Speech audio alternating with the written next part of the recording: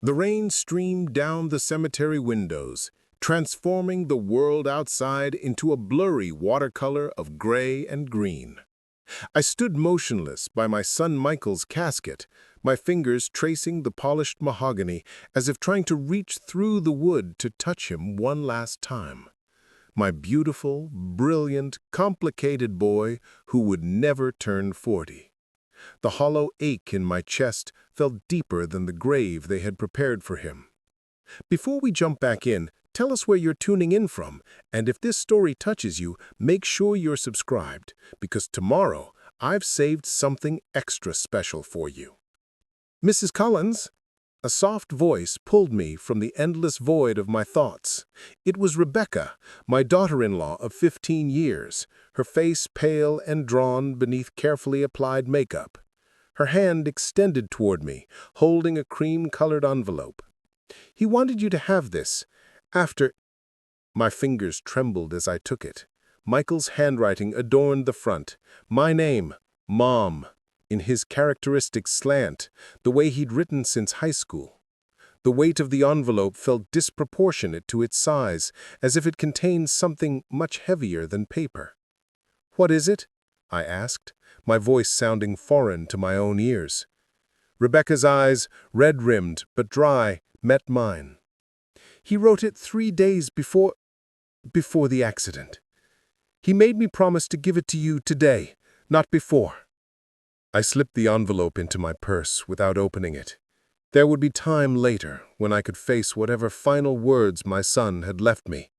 For now, I needed to get through this day, to stand upright as friends and family approached with well-meaning but empty platitudes.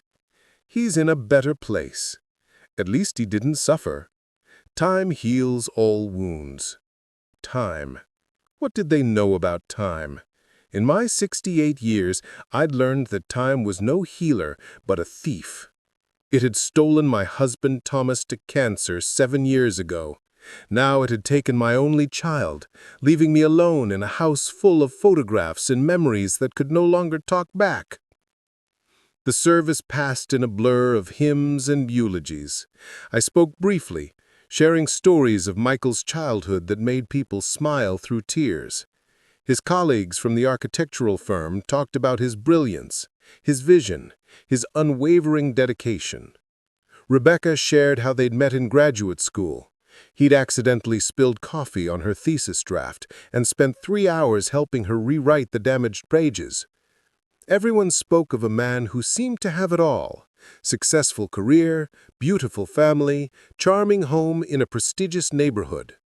But as I sat in the front pew, the envelope burning a hole in my purse, I wondered how much of that perfect life had been real. After the burial, people gathered at Michael and Rebecca's home, a stunning colonial with manicured gardens that had been featured in a local magazine.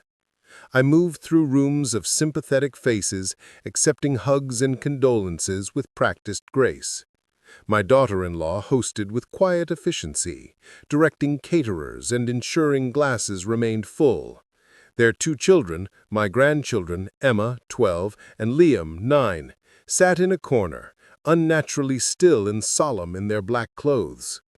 Preparing and narrating this story took us a lot of time, so if you are enjoying it, subscribe to our channel. It means a lot to us. Now back to the story. As twilight descended and the last guests departed, Rebecca approached me. "Would you like to stay tonight? The guest room is ready." I shook my head. "Thank you, dear, but I need my own space right now." What I didn't say was that I needed to read Michael's letter, away from watchful eyes. Rebecca's nodded, her composure finally beginning to crack. "I understand. Emma and Liam would love to see you tomorrow, though. Maybe for lunch." "Of course," I promised, hugging her thin frame. Despite 15 years of family holidays and Sunday dinners, there had always been a certain distance between us, a polite, impenetrable barrier that neither of us had managed to breach. I wondered if Michael's letter might explain why. The drive home felt endless. My modest 2-bedroom house sat dark and quiet at the end of a cul-de-sac. so different from Michael and Rebecca's showplace. Thomas and I had bought it 30 years ago, and I'd stayed after his death, unable to part with the walls that still held echoes of his laughter. Michael had repeatedly suggested I sell it. "It's too much maintenance, Mom. You could have a beautiful condo closer to us." But I'd refused. Some roots run too deep to transplant. Inside, I hung my coat, kicked off the uncomfortable black heels I'd worn for propriety's sake, and made myself a cup of strong tea. Only then, sitting at my worn kitchen table, the same one where Michael had done his homework as a boy, did I open the envelope.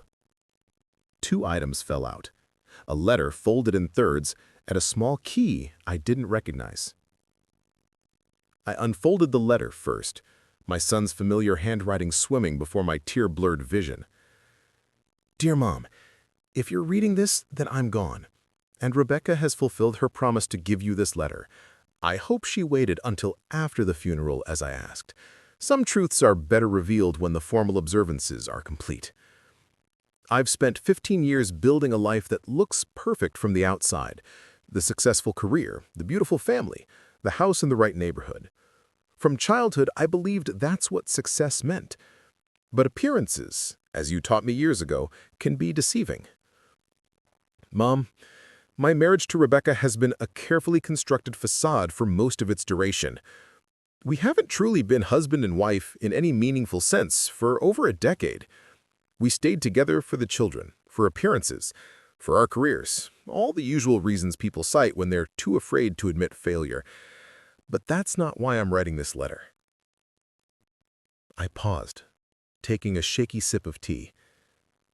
My brilliant, confident son, afraid to admit failure? The Michael I knew, or thought I knew, had always tackled obstacles head-on, viewing setbacks as temporary inconveniences rather than insurmountable barriers. I continued reading, my unease growing with each line. 3 months ago, I discovered something that changed everything. Rebecca has been systematically transferring funds from our joint accounts and my business reserves into private accounts under her maiden name. Not small amounts. We're talking millions over the past 5 years. Money that should have been for Emma and Liam's education, for our retirement, for the business expansion I'd planned. When I confronted her, she didn't deny it. Instead, she threatened to take the children and ruin my professional reputation if I pursued the matter. She has evidence, fabricated but convincing, that would suggest I've been embezzling from my own firm. She's methodical, Mom. Always has been. My hand covered my mouth in shock.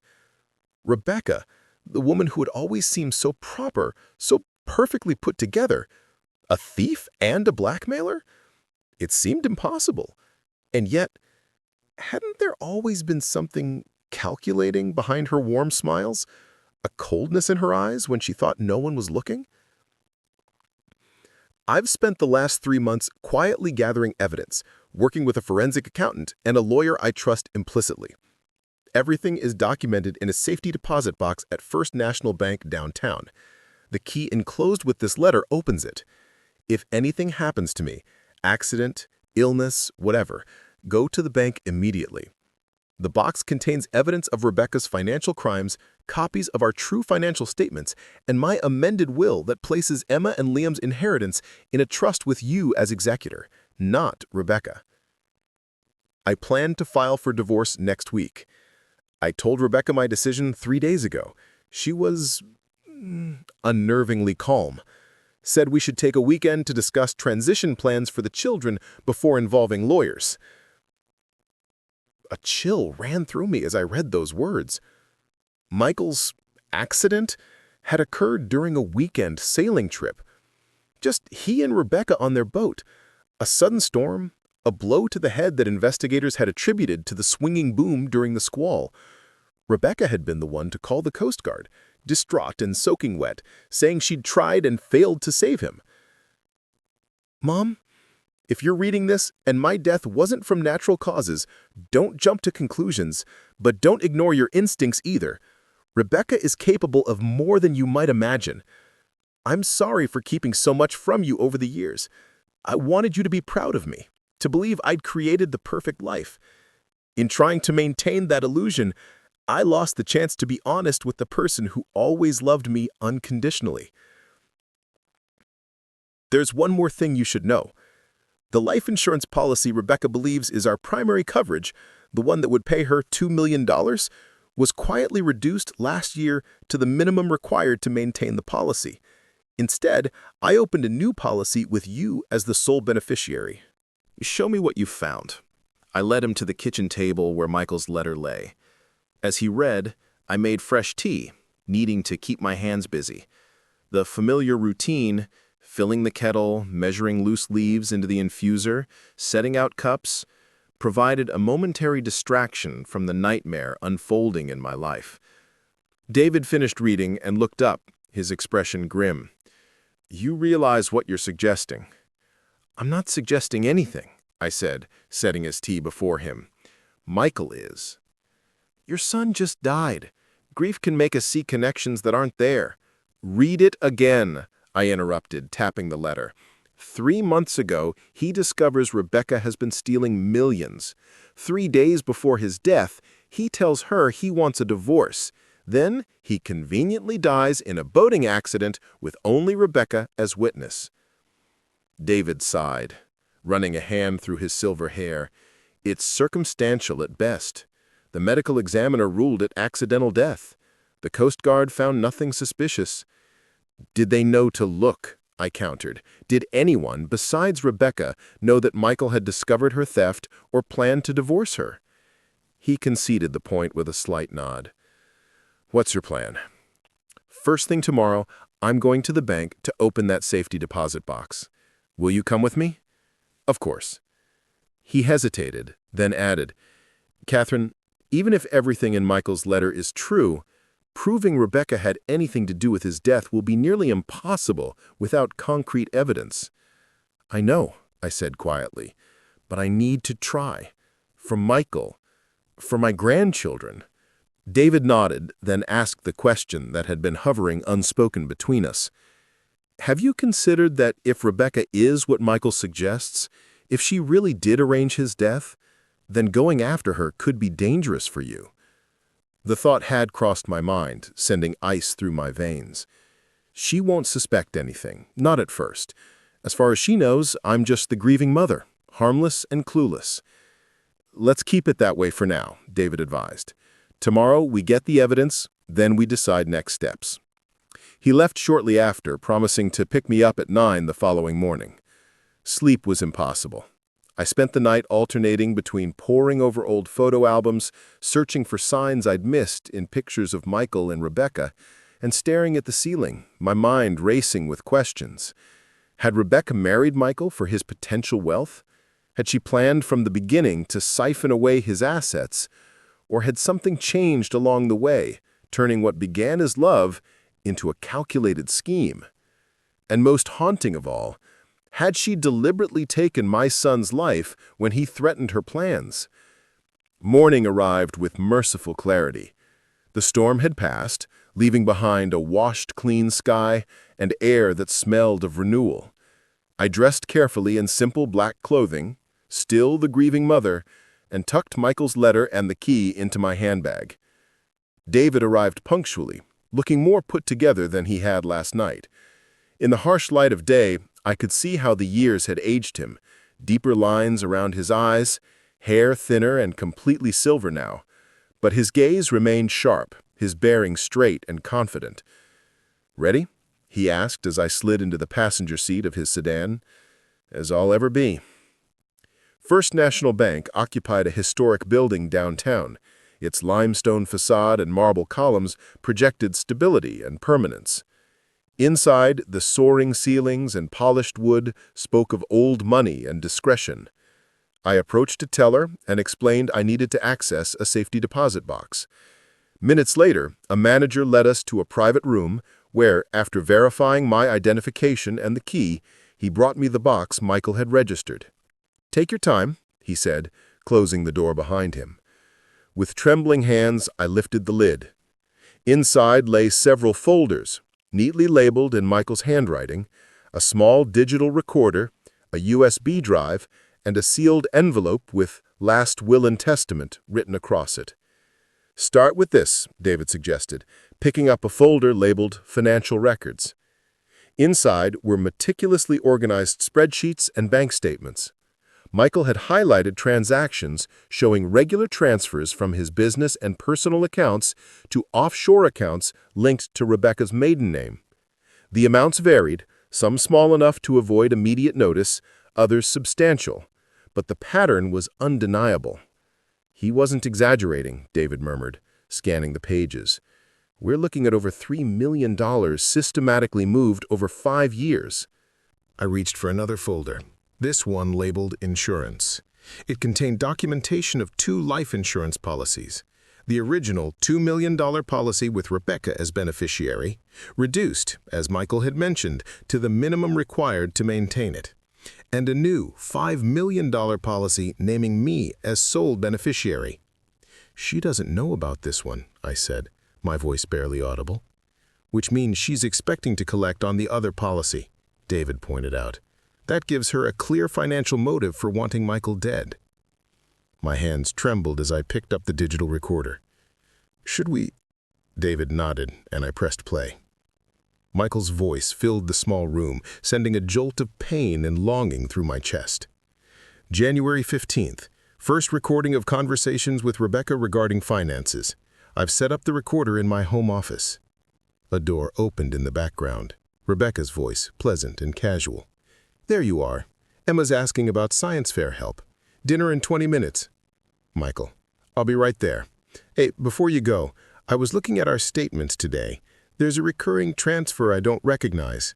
$20,000 every month to an account I don't have records for." A pause. Then Rebecca, her tone unchanged. "Oh, that's the investment account I set up. Remember? We talked about diversifying." "Did we? I don't recall the details." "Well, you've been so busy with the Peterson project, I handled it. It's doing quite well, actually." The recording continued with similar conversations, Michael asking increasingly direct questions about financial discrepancies, Rebecca deflecting with practiced ease. With each recording, dated over several weeks, Michael's tone grew more confrontational, while Rebecca's responses became more elaborate. The final recording, dated just 5 days before his death, made my blood run cold. "Michael: I know about the accounts, Rebecca, all of them. I know about the money you've taken, over $3 million. A long silence. Then Rebecca, her tone completely transformed, flat, cold, unrecognizable. "And what exactly do you think you're going to do about it? File for divorce, go to the police, take custody of the children." A laugh, utterly devoid of warmth. "With what evidence? The accounts are in my name only. I've been handling our finances for years, with your full consent, I might add. As for the children, do you really think a court will give custody to a man being investigated for embezzling from his own firm? What are you talking about? Insurance, darling. I've created a paper trail suggesting you've been siphoning funds from client accounts. Nothing that can be proven definitively, of course, but enough to cast serious doubt. Enough to ruin your reputation, your career, possibly even lead to criminal charges. It would be your word against mine, and I've spent years building relationships with all the right people. Your partner's wives, the children's teachers, our friends. Who do you think they'll believe? The devoted wife and mother? Or the man who suddenly accuses her of theft?" My hand flew to my mouth. The woman speaking on the recording was a stranger, calculating, ruthless, nothing like the polished, gracious daughter-in-law I thought I knew. Michael's voice, strained but determined. "You won't get away with this. I already have. But let me be clear. If you pursue this, you'll lose everything. Your reputation, your business, your children. Is that what you want?" "I want the truth to come out." "Then you're a fool." Footsteps, a door closing. Michael, alone. Recording ended January 30th. Silence filled the small bank room. David's expression was grave, his jaw tight with anger. "This is damning, but still not proof she had anything to do with his death. I countered. It's proof she had motive, and it shows exactly what kind of person she is. I reached for the USB drive, plugging it into my laptop. It contained dozens of files, photographs of financial documents, screenshots of bank transfers, copies of emails, and most disturbing, several photos of Rebecca meeting with a man I didn't recognize in various locations, restaurants, hotel lobbies, once in a parked car. "Who is that?" I wondered aloud. David studied the images. "I can run his face through some databases I still have access to. Former colleagues owe me favors." The last file on the drive was a video. With trepidation, I clicked play. It showed Rebecca in a hotel room with the same unidentified man, but there was nothing romantic about their interaction. They sat at a small table, papers spread between them, speaking in low, serious tones.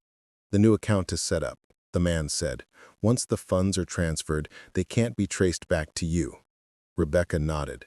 "And your fee?" "As discussed, 20%. That's steep for paperwork." The man leaned forward. "It's not the paperwork you're paying for. It's the security, the guarantee that if things go wrong, I'm the only connection to these accounts, and I don't exist on paper." Rebecca smiled coldly. "Let's hope things don't go wrong." The video ended. I looked at David, whose expression had darkened further. "Financial crimes at minimum," he said.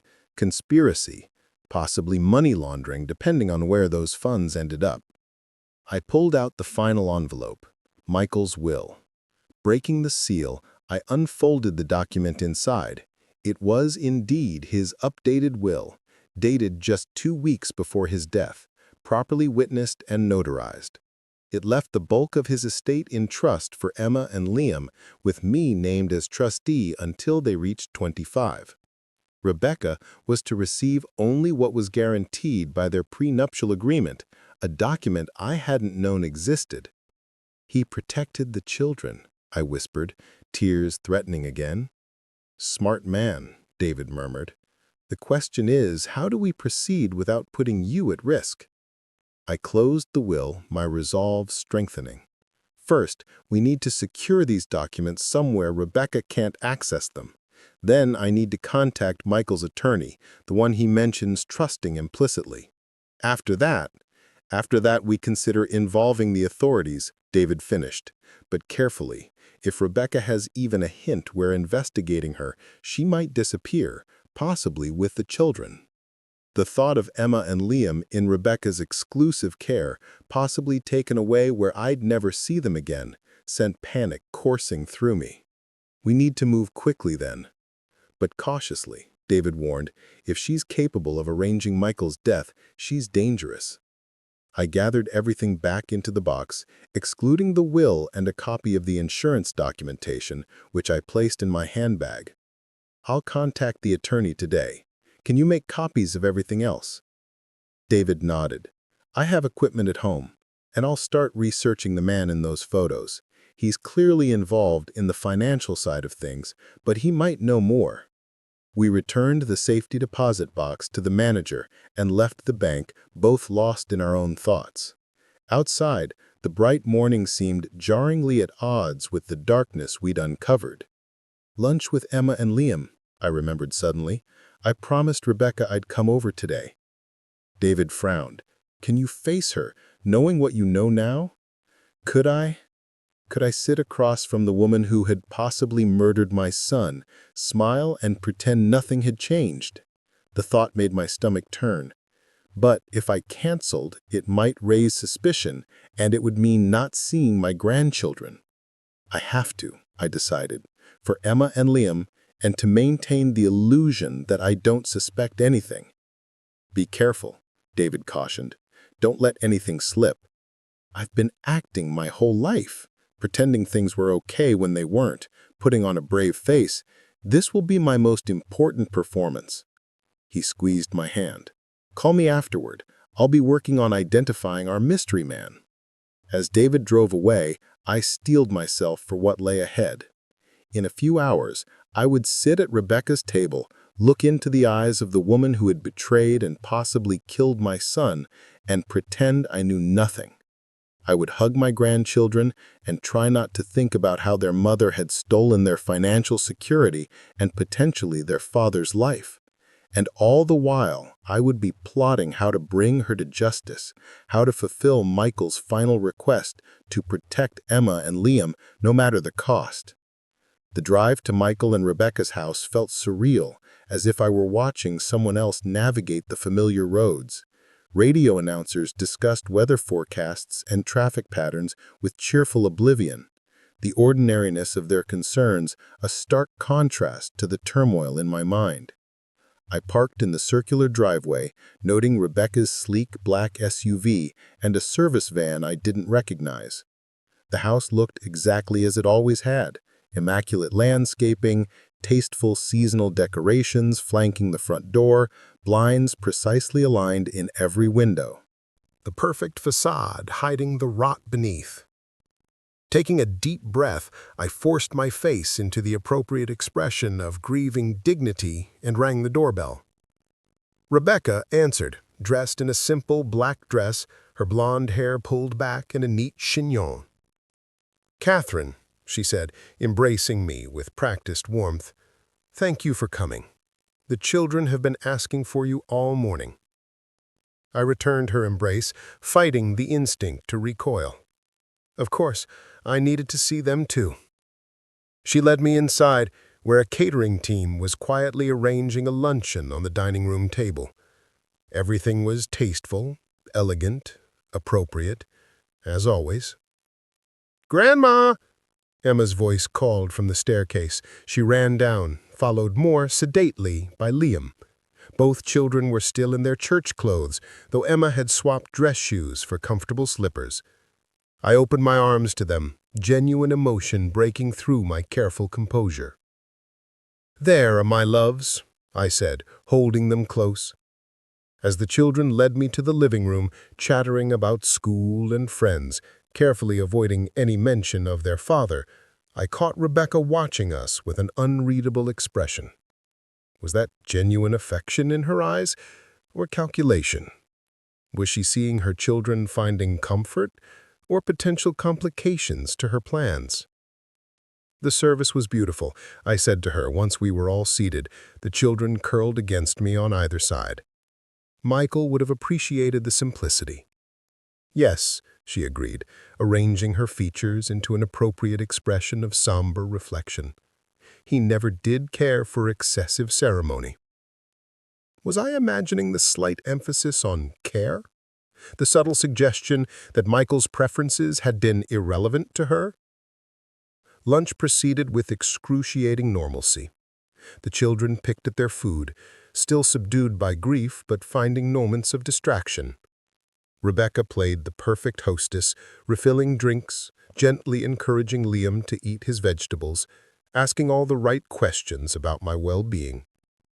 "You're holding up remarkably well," she observed as we moved to the patio for coffee while the children disappeared upstairs to change clothes. "One day at a time," I replied, the platitude bitter on my tongue. "And you, how are you managing?" She sighed, looking out over the manicured garden. "It's strange. All those years of marriage and now emptiness." She turned to me, her eyes glistening with what looked like genuine tears. "There's so much I never knew about Michael, so much he kept to himself." Was this a fishing expedition? Was she trying to determine if Michael had confided in me before his death?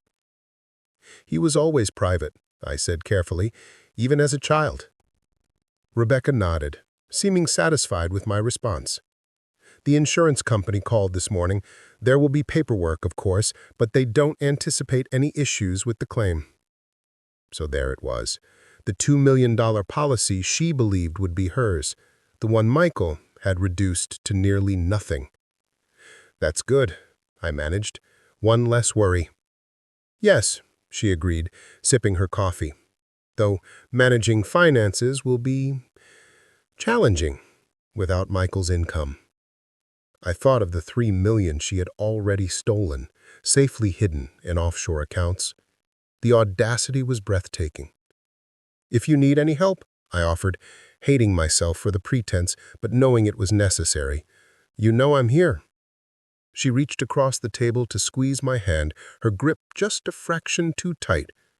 "You're a treasure, Catherine. Michael was lucky to have you." The children returned, saving me from having to respond. Emma had changed into leggings and an oversized sweatshirt that I recognized as Michael's. Liam wore basketball shorts and a t-shirt with a superhero emblem. "Can Grandma stay for dinner?" Liam asked, climbing onto Rebecca's lap with the unself-consciousness of childhood. "Not tonight, sweetie," Rebecca answered, stroking his hair. "Grandma needs her rest. But maybe later this week?" "I'd like that," I said, forcing a smile. "Perhaps Thursday?" "Perfect," Rebecca agreed. "I have that charity board meeting at 6, but I should be back by 8. The children will be with the sitter." Information freely given? Or a trap being laid? I couldn't tell anymore. Every word, every gesture seemed loaded with potential double meanings. As I prepared to leave, Emma disappeared to her room, returning with a folded piece of paper. "I made this for you, Grandma. Don't open it until you get home, okay?" I hugged her tightly. "I promise." The drive home was a blur of conflicting emotions, relief at escaping the performance, fear for my grandchildren left in Rebecca's care, determination to see this through. I didn't open Emma's note until I was safely inside my house, door locked behind me. It was a drawing. Emma had inherited Michael's artistic talent. Of our family. Michael stood in the center, drawn with angel wings. Emma and Liam stood on either side of him, their faces solemn. Rebecca and I stood slightly apart, on opposite sides of the paper, but it was the words scrawled at the bottom that made my heart stop. "Dad told me if anything happened to him, I should trust you. Only you." Emma's note trembled in my hand as realization dawned. Michael had warned his daughter, prepared her somehow. Had he sensed the danger he was in? Had he known that Rebecca might be capable of murder? I immediately called David, my voice shaking as I described Emma's drawing and message. "This changes things," he said gravely. "If Michael told Emma to trust only you, he must have had serious concerns about Rebecca's intentions toward the children. What do I do? Should I talk to Emma about it?" "Not yet," David cautioned. "We need more concrete evidence before approaching the children. Speaking of which, I've identified our mystery man from the photos." My pulse quickened. "Who is he?" "His name is Victor Mercer. He's a financial consultant with a questionable reputation, suspected of helping wealthy clients hide assets during divorces, though nothing's ever been proven. He's been investigated twice for fraud, but charges were dropped both times." "The perfect accomplice for Rebecca," I murmured. "Exactly. And there's more. I've been reviewing the Coast Guard's report on Michael's accident. There are inconsistencies. The head injury that killed him, the medical examiner noted it was consistent with blunt force trauma from the boom during a sudden jibe, as Rebecca claimed.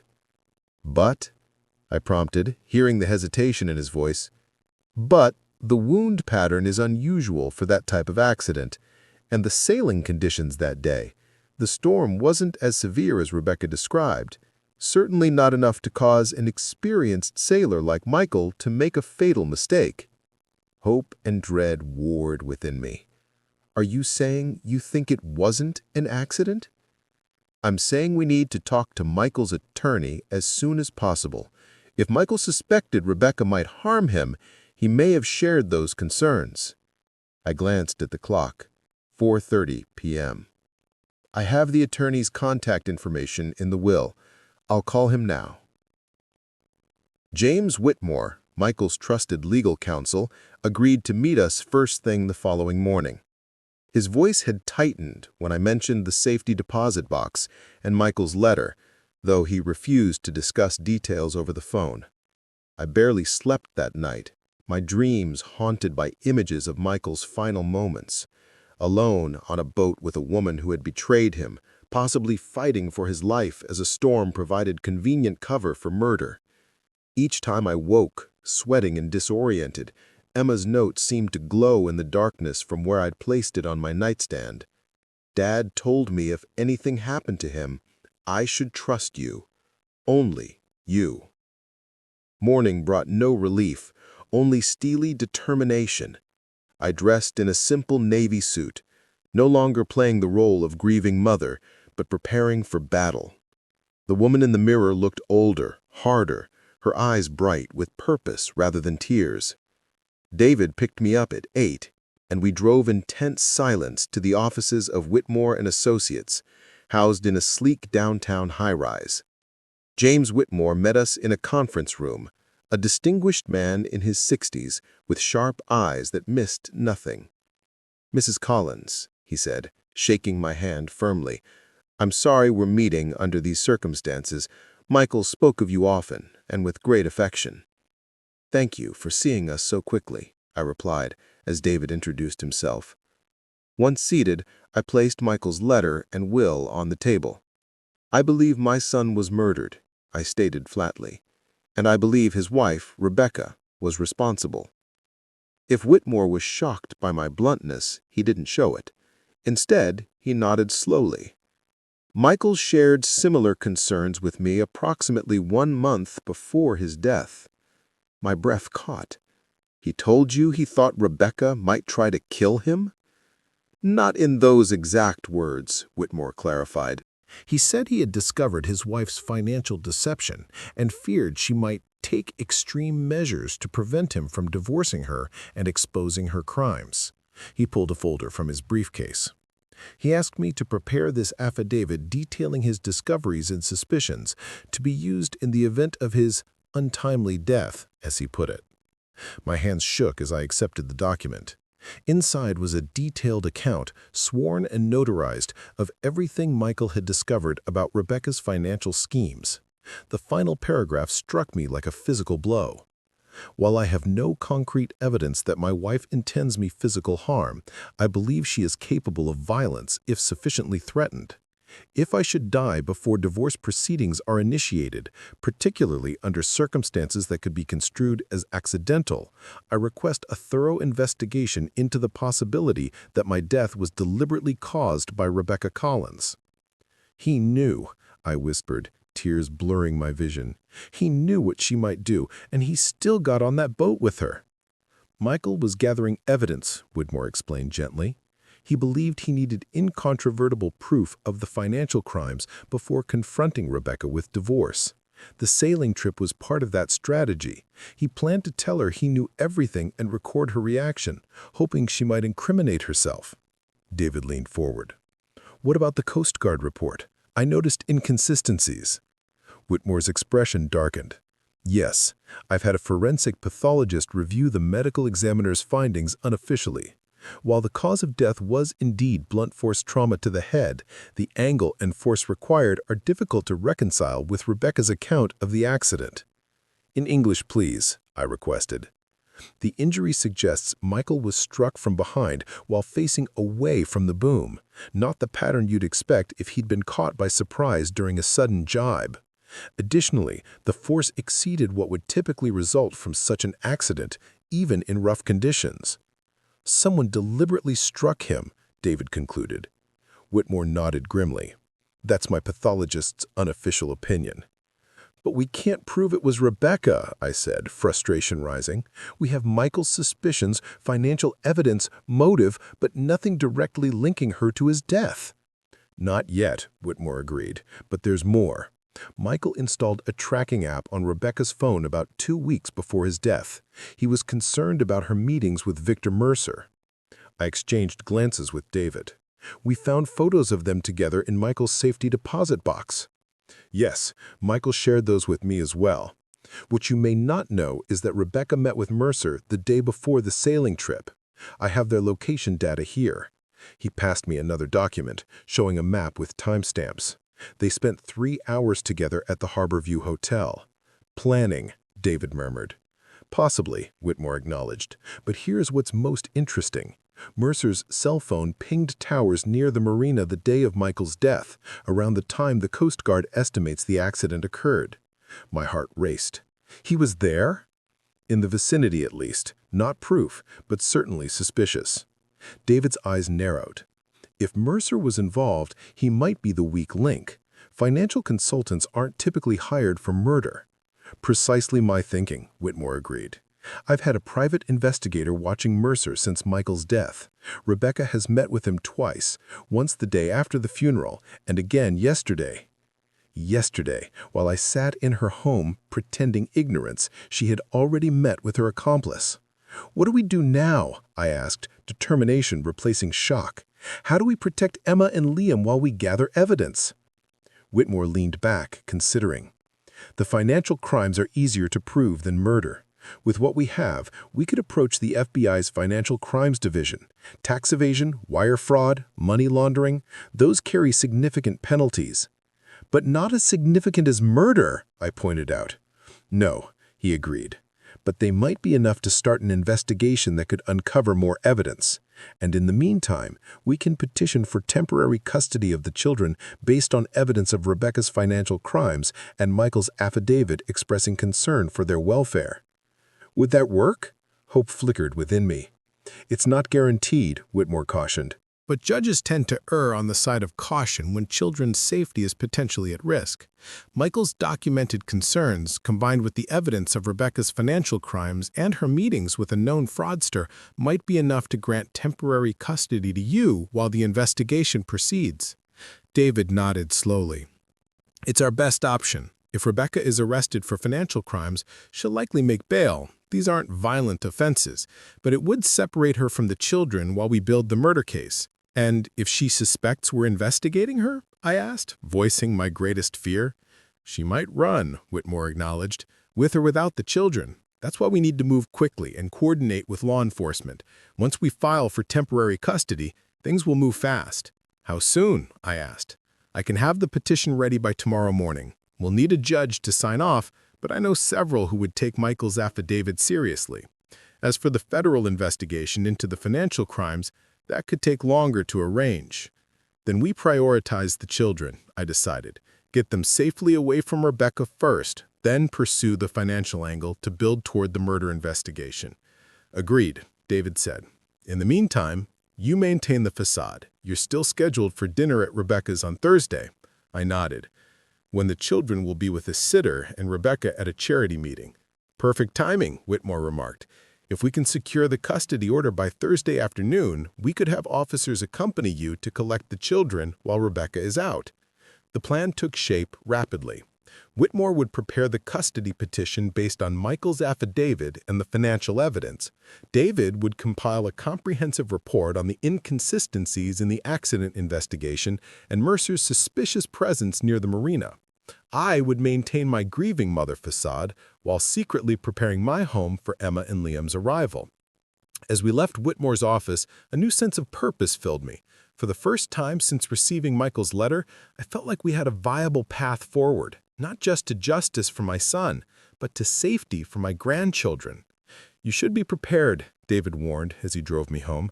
This won't be clean or easy. Rebecca will fight. She'll deny everything. She'll try to paint you as a grief-stricken old woman imagining conspiracies. Let her try, I replied, a steely edge to my voice that surprised even me. She's taken my son. She won't take his children, too. The next 2 days passed in a whirlwind of activity, carefully concealed behind a veneer of normalcy. I spoke with Rebecca on the phone, confirming our dinner plans for Thursday. She sounded distracted but cordial, mentioning casually that she had some financial matters to discuss with me. The thinly veiled reference to money, likely the insurance policy she still believed would pay her millions, made my skin crawl, but I maintained my performance. Of course, dear, whatever you need. Meanwhile, I prepared the 2 bedrooms that had sat empty since Michael left for college decades ago. I bought new bedding, cleared space in closets, and stocked the kitchen with foods I remembered Emma and Liam enjoying. David helped me install simple security measures, new locks, motion-sensitive lights, and a doorbell camera. Whitmore called Wednesday evening with news.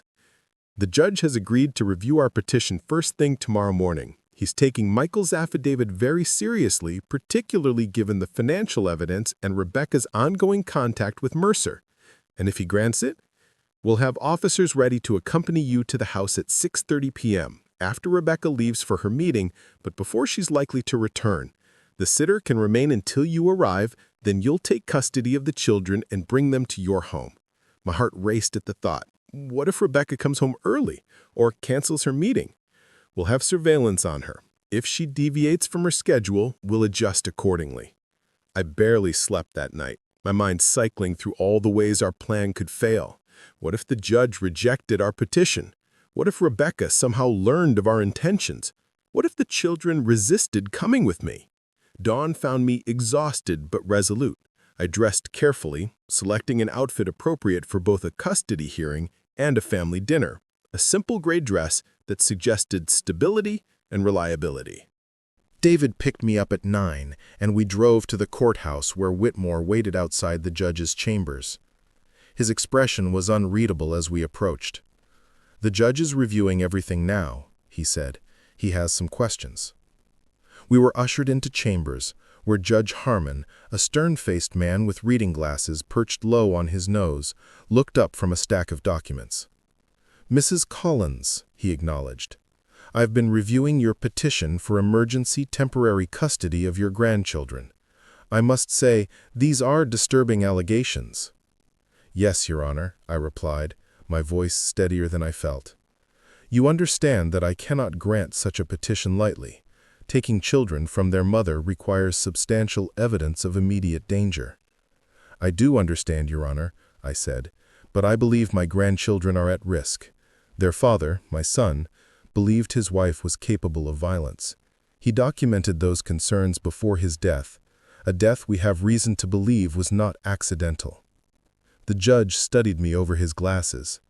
"Mr. Whitmore has provided considerable financial evidence suggesting criminal activity by Rebecca Collins. That alone might warrant investigation. But connecting those financial crimes to your son's death and suggesting ongoing danger to the children requires a significant evidentiary leap." My heart sank. Was he going to deny our petition? "However," he continued, "your son's sworn affidavit expressing specific concern for his safety, combined with the forensic pathologist's unofficial findings regarding the nature of his injuries, gives me pause." He tapped a finger on the document before him.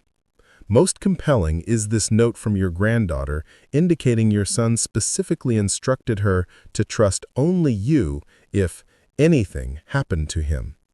Children often know more than adults give them credit for." He set the papers down and removed his glasses. "I am granting your petition for emergency temporary custody for a period of 14 days, during which time a full investigation into these allegations must commence.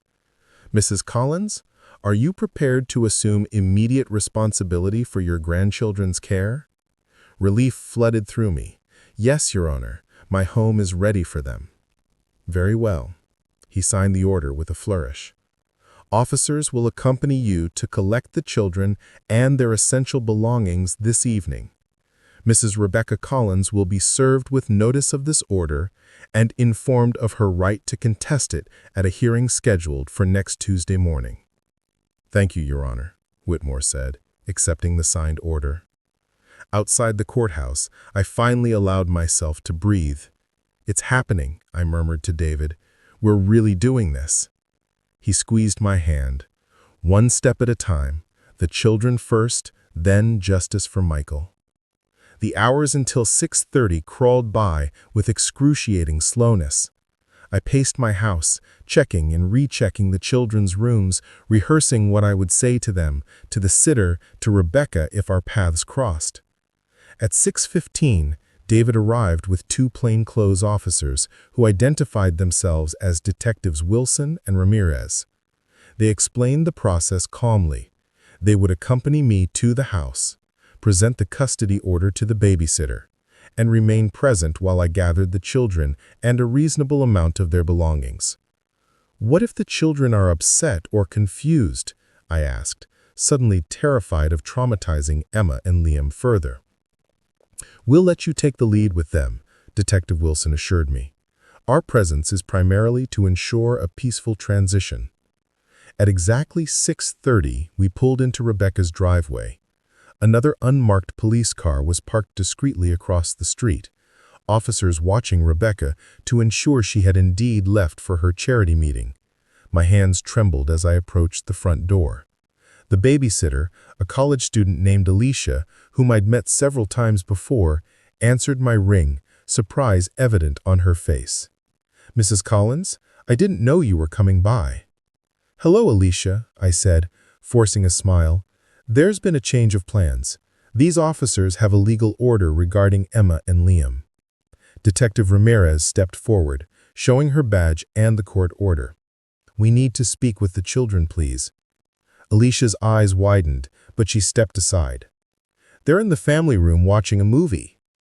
I knelt before her, taking her hands in mine. "Yes, sweetheart.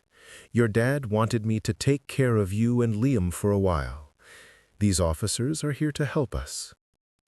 Liam looked confused, his 9-year-old face scrunched in concern. "Where's Mom? Is she okay?" "Your mom is fine," I assured him. "She's at her meeting. But there are some grown-up problems that need to be worked out, and while that happens, you're going to stay with me." "For how long?" Emma asked, her voice small but steady. "I'm not sure yet," I answered honestly, "but I promise you'll be safe, and I'll explain everything I can." To my surprise, neither child protested. Emma helped Liam gather his favorite toys and books, while I packed clothing and necessities under the watchful eyes of the detectives. Alicia hovered uncertainly until Detective Wilson explained she would be paid for her time and could leave once we departed. As we prepared to leave, Emma disappeared into her room, returning with a small wooden box. "Dad's things," she whispered to me, "the special ones he told me to keep safe." I nodded, tucking the box into my bag without examining it. Whatever Michael had entrusted to his daughter would remain between them until she was ready to share. We were loading the last of the children's belongings into David's car when a sleek black SUV screeched into the driveway. Rebecca had returned early. She emerged from the vehicle, her face a mask of fury as she took in the scene. Police officers, suitcases, her children being ushered toward my car. "What the hell is this?" she demanded, striding toward us. "Catherine, what are you doing with my children?" Detective Ramirez intercepted her, presenting the custody order. "Mrs. Collins, I'm Detective Ramirez. This is a court order granting temporary custody of Emma and Liam to their grandmother, Catherine Collins." Rebecca snatched the paper, her eyes scanning it rapidly. "This is absurd. On what grounds?" "The details are in the order, ma'am," Detective Wilson stated calmly. "You'll have an opportunity to contest this at a hearing next Tuesday." Rebecca's gaze locked with mine, her eyes burning with a hatred that confirmed everything I had suspected. In that moment, I saw the woman who had stolen from my son, who had threatened him, who had potentially taken his life. Gone was the polished, gracious facade, replaced by cold, calculating fury. "You think you've won?" she hissed, stepping toward me. "You have no idea what you're doing, old woman." "I know exactly what I'm doing," I replied steadily, "fulfilling my son's dying wish, protecting his children from you." Her face contorted. "You'll regret this. I promise you that." "Ma'am, step back," Detective Ramirez warned, moving between us. "Threatening Mrs. Collins could jeopardize your position at the custody hearing." Rebecca's composure returned with frightening speed, her features rearranging into a mask of maternal concern as she looked past me to Emma and Liam, who were watching wide-eyed from David's car. "Emma, Liam, it's okay," she called, her voice honey-sweet. "This is just a misunderstanding. You'll be home soon. Remember how much Mommy loves you." Emma's small hand found mine, squeezing tight. "Let's go, Grandma," she whispered. As we drove away, I watched Rebecca in the rearview mirror, standing in the driveway with the custody order crumpled in her fist, her phone already at her ear. She was calling someone, her lawyer, perhaps, or Victor Mercer. The battle had only just begun. But for now, Emma and Liam were safe. As we pulled onto the main road, Liam's small voice broke the tense silence. "Grandma, did Mom do something bad to Dad?" I met David's eyes briefly before turning to my grandson. "That's what we're trying to find out, sweetheart. But no matter what, I promise you both one thing. The truth will come to light, and justice will be done. Your father believed that with all his heart, and so do I." Emma's wooden box sat between us on the seat, whatever secrets it contained, still waiting to be revealed. But there was time for that now. Time to uncover the full truth, time to help these children heal, time to ensure Michael's death would not go unpunished. The rain had returned, gentler now than the storm on the day of the funeral. It tapped against the car windows like a reminder that even the darkest clouds eventually pass, revealing the clear sky beyond. The first night at my house unfolded with a fragile normalcy. I prepared Emma and Liam's favorite meal, macaroni and cheese with broccoli, a recipe Michael had loved as a child. We ate at the kitchen table, the conversation carefully steered towards safe topics: school projects, favorite books, memories of fun times with their father. Neither child mentioned Rebecca, though I caught Emma watching me with questions in her eyes that she wasn't yet ready to voice. Bedtime routines were established with quiet efficiency. Emma helped Liam arrange his stuffed animals in precise formation on his bed. I read them a story, an old picture book from Michael's childhood that I'd kept all these years. As I kissed them goodnight, Liam asked the question that had been hovering unspoken since we'd left their home. "Is Mom in trouble?" I sat on the edge of his bed, choosing my words with care. "Your mom has made some mistakes, Liam. Grown-up mistakes that need to be sorted out." "Like when I broke Mom's vase and said I didn't?" he asked, his 9-year-old mind seeking familiar reference points. "A bit bigger than that," I said gently. "But like when you broke the vase, the important thing is figuring out what happened and making things right." He nodded, seemingly satisfied with this explanation. Emma, however, stood in the doorway, her arms crossed protectively over her chest. "It's about the money, isn't it?" she asked after I'd tucked Liam in and joined her in the hallway. "And Dad's accident." I studied my granddaughter's face, so like Michael's, serious and perceptive beyond her years. "Yes," I admitted. "But we don't need to talk about that tonight." "I heard them arguing," she whispered. "Mom and Dad. About bank accounts and missing money. Dad said she'd been lying." I led her to her room, sitting beside her on the bed that had once been Michael's. "Your father discovered some things that worried him. That's why he wanted you to trust me if anything happened to him." Emma reached under her pillow and pulled out the small wooden box she'd brought from home. "He gave me this 2 weeks before he died. Said it was our secret, and if anything ever happened to him, I should make sure you got it." My heart pounded as she placed it in my hands. The box was beautifully crafted maple with a small brass lock. Emma produced a tiny key from a chain around her neck. "He said I'd know when it was time," she murmured, unlocking the box. Inside lay a USB drive, a handwritten letter addressed to Emma and Liam, and a small digital voice recorder. I lifted the letter, noting it was sealed with wax, and a small stack of photographs secured with a rubber band. "Did you look at these?" I asked gently. Emma shook her head. "Dad said they were for you, if something happened. He said they would help make things right." I carefully removed the USB drive. "May I take this tonight? I promise to tell you everything that's appropriate for you to know." She nodded solemnly. "That's what Dad said you'd say." Her small hand covered mine. "He trusted you. So do I."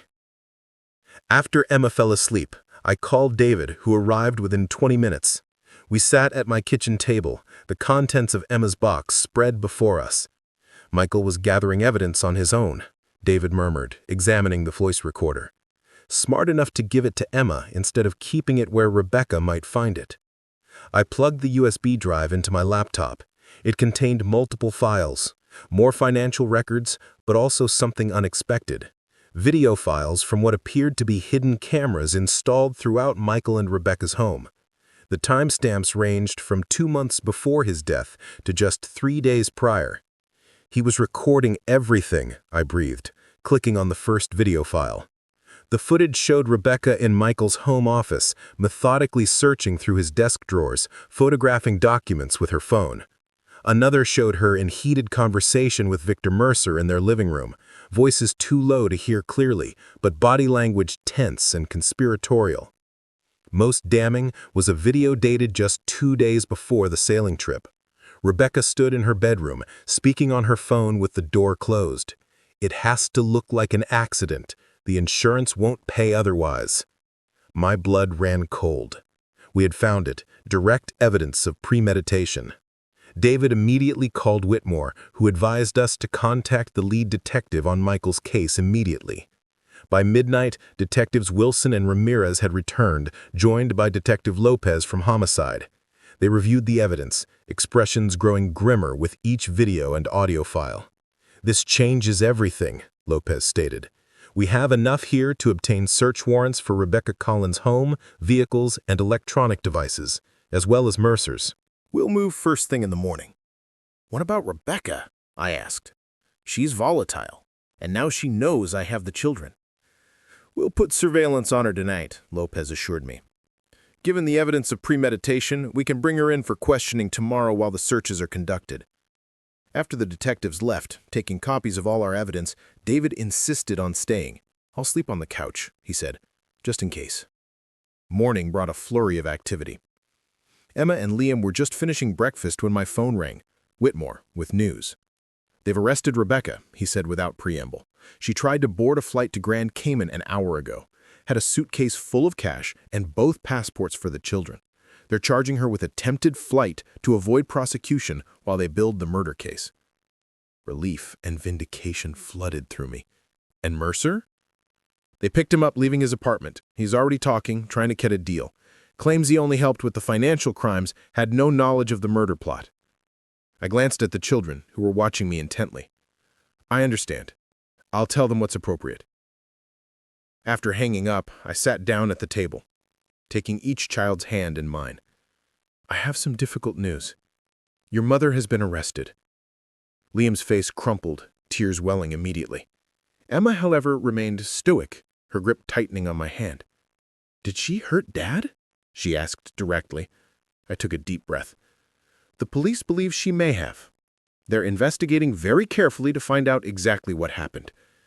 "I knew it," Emma whispered, tears finally breaking through her composure. "I could feel it. Dad was scared of her. Not like being afraid of monsters. Different."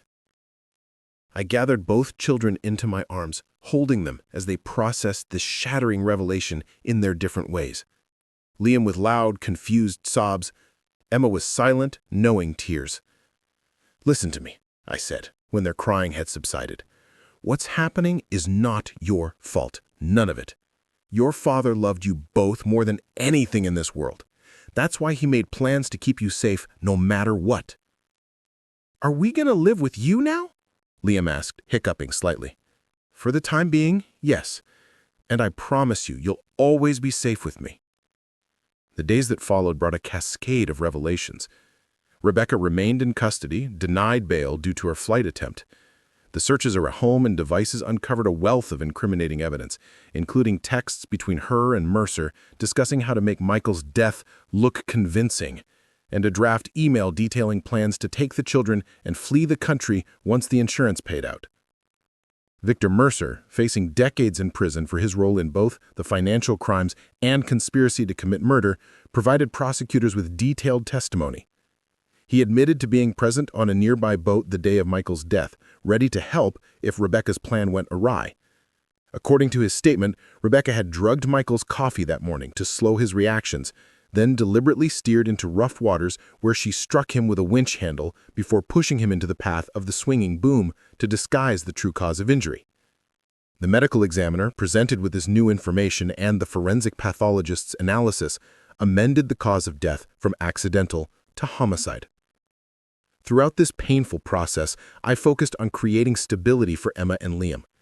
We established routines, enrolled them in counseling, and spent evenings reading Michael's letter to them, a beautiful, heartfelt message assuring them of his love and his confidence in their resilience. "Your grandmother," he had written, "is the strongest person I have ever known. When life knocked her down, she always stood up again, not just for herself, but for me. Now she'll do the same for you. Learn from her example, not to be perfect, but to be persistent in doing what's right, even when it's difficult." Those words became our mantra as we navigated the media attention, the legal proceedings, and the emotional aftermath of betrayal. I hung them, framed, in the hallway between the children's rooms, a daily reminder of the legacy Michael had left them. 3 months after Rebecca's arrest, I sat in the courtroom as the jury delivered their verdict. Guilty on all counts, including first-degree murder, embezzlement, wire fraud, and conspiracy. Rebecca showed no emotion as the judge sentenced her to life in prison without possibility of parole. Victor Mercer, having testified against her as part of his plea agreement, received 20 years for his role in both the financial crimes and the conspiracy to commit murder. As we left the courthouse for the final time, a weight lifted from my shoulders. Justice had been served, but the journey of healing was just beginning. That evening, as summer twilight lingered in the garden Michael had helped me plant decades earlier, Emma approached me with the seedling in a small pot. "Dad always said you taught him that planting something was an act of hope," she said, offering me the tiny lemon tree. "I thought maybe we could plant this together. For him." We chose a sunny spot near the kitchen window, digging into the rich earth together. As we worked, Liam joined us, carefully patting soil around the fragile stem. "Will it grow big?" he asked, wonder replacing the sadness that had become too familiar in his young eyes. "With time and care," I promised, "just like you will." Emma stood back, surveying our handiwork. "Dad used to say that life doesn't always go how you expect, but that doesn't mean it can't still be beautiful." "Your father was a very wise man," I said, drawing her close. "Like his mother," she replied, with the first genuine smile I'd seen in months. Later that night, after the children were asleep, I sat on the porch swing Thomas had built when Michael was born. David joined me, bringing 2 cups of tea. "The children seem better," he observed, settling beside me. "More at peace." "They're resilient," I said, "like Michael was, like I had to learn to be." He nodded, understanding in his eyes. "You know, when Thomas died, I stayed away because I didn't know how to help you through that grief. It's one of my biggest regrets. And yet, here you are now," I said softly. "Better late than never," he offered with a hesitant smile. I thought of the long road ahead, raising my grandchildren, preserving Michael's memory, perhaps even finding space in my heart for new joy. Nothing would erase the loss, but moving forward didn't mean leaving the past behind. It meant carrying it with honor, allowing it to shape but not define what came next. "Life doesn't always go how you expect," I echoed Emma's words, "but that doesn't mean it can't still be beautiful." The lemon tree we'd planted that evening would take years to bear fruit. Some days it would need extra care, protection from harsh weather, patient tending. But with time, it would grow strong, its roots deep and secure, its branches reaching toward the light. Just like Emma and Liam. Just like me. 1 year later, I stood in the doorway of what had once been my spare room, now transformed into a bright home office. On the wall hung Michael's architectural awards alongside Emma's artwork and Liam's science fair certificates. My desk held folders of legal documents, the formal adoption papers that had made Emma and Liam officially mine, the management documents for the trust Michael had established for them. The deeds to both houses now held in their names for the future. Beside these sat a simple silver frame containing a family photograph, not the formal portrait that had once hung in Rebecca and Michael's perfect showcase home, but a candid shot David had taken of the three of us planting flowers on Michael's birthday. Our hands were dirty, our smiles genuine, our eyes clear with hard-won peace. The wooden box Emma had entrusted me that first night now held different treasures: movie ticket stubs from family outings, seashells from our first vacation together, notes the children had written to their father on significant days, released into the ocean as our private ritual of remembrance. David called from the kitchen announcing dinner was ready. His presence in our lives had evolved gradually from friend to something more, a development neither of us had sought but both welcomed with the wisdom of those who understand that love arrives in its own time, in its own way. As I moved to join my unexpectedly reconstructed family, I thought of how loss reshapes us. It carves hollows that nothing can completely fill, but around those spaces, new growth emerges, not as replacement, but as transformation. Michael's final gift hadn't been just the evidence that brought Rebecca to justice. It had been his trust in me to rebuild from the wreckage, to create safety where there had been betrayal, to find new purpose in carrying forward his love for his children. The truth he'd entrusted to me demanded courage to face, strength to pursue, and wisdom to share appropriately with those most affected. But truth, however painful, had ultimately been the foundation upon which healing could begin. In the garden, Michael's memorial lemon tree had survived its first winter, putting out new growth with the spring. Like the children, like me, it bore the marks of storms, weathered, but stood resilient, ready to flourish in the seasons ahead. From devastating loss had come unexpected gifts, deeper bonds with my grandchildren, renewed purpose in my final decades, the sweet surprise of companionship with David, and most precious of all, the liberation that comes from living authentically in the light of truth, no matter how difficult the path to reach it.